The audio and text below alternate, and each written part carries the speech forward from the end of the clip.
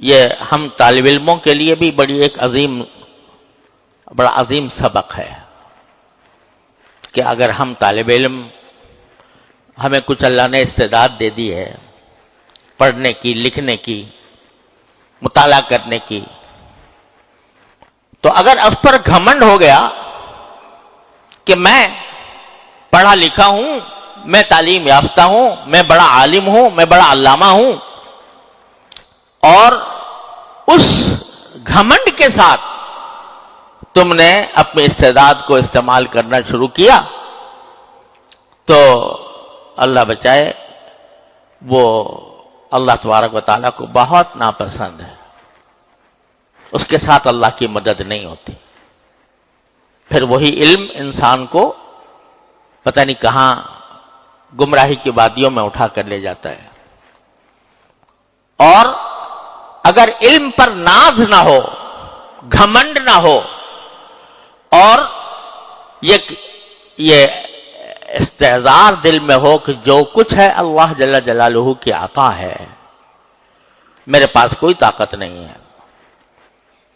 جب تک اللہ جل جلالہ کی مدد نہیں ہوگی اس وقت تک میرا یہ علم کارآمد نہیں ہوگا۔ ایسا شخص جب حق کی طلب میں، حق کی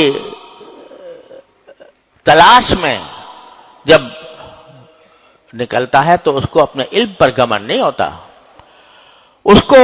رجوع اللہ کی توفیق ہوتی ہے، اس کو یہ توفیق ہوتی ہے کہ اللہ یہ مسئلہ میرے سامنے آ گیا ہے، اے اللہ آپ ہی اپنی رحمت سے مجھے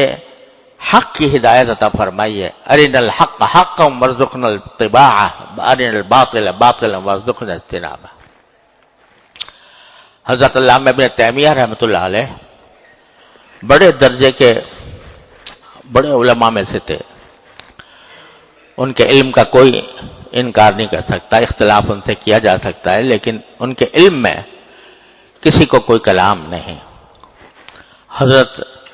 شاہ صاحب کی بارے میں نے اپنے والد ماجد رحمۃ اللہ علیہ سنا، حضرت علامہ انور شاہ صاحب کشمیر رحمۃ اللہ علیہ سے، کہ اتنا اونچا مقام ہے ان کا علم میں کہ اگر کوئی اس کی طرف اٹھا کر دیکھے ٹوپی گر جائے، یہ فرماتے تھے،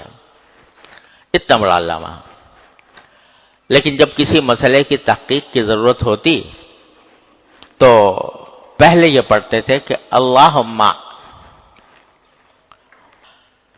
علمنی کما علمت جبرائیل علیہ السلام، کچھ ایسا جملہ ہے، یا اللہ مجھے ایسا علم عطا فرمائیے جیسے آپ نے جبریل امین علیہ السلام کو عطا فرمایا تھا، کہ ان کی ذریعے وحی نازل ہوتی تھی تو آپ ان کے ذریعے میرے دل پر ایسی بات نازل فرما دیں جو آپ کی رضا کے مطابق ہو۔ تو جس کو گھمنڈ ہوتا ہے وہ اس کو رجوع اللہ کی بھی توفیق نہیں ہوتی، وہ تو اپنے علم پر ناز کر کے وہ چلتا ہے کہ مجھے سب آتا ہے اور سب میں نکال کے لے جاؤں گا، لیکن جس کو رجوع اللہ کی توفیق ہوتی ہے تو وہ ہوتا ہے سلطانا نصیرا، کہ وہ قوت ایسی ہے جس کے ساتھ اللہ جل جلالہ کی مدد ہے۔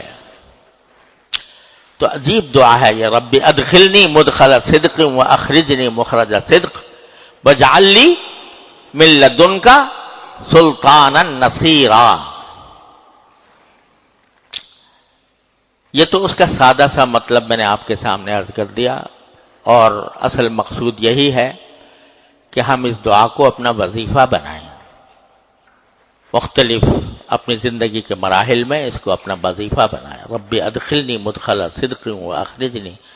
مخرج صدق واجعل لی من لدنک سلطانا نصیرا۔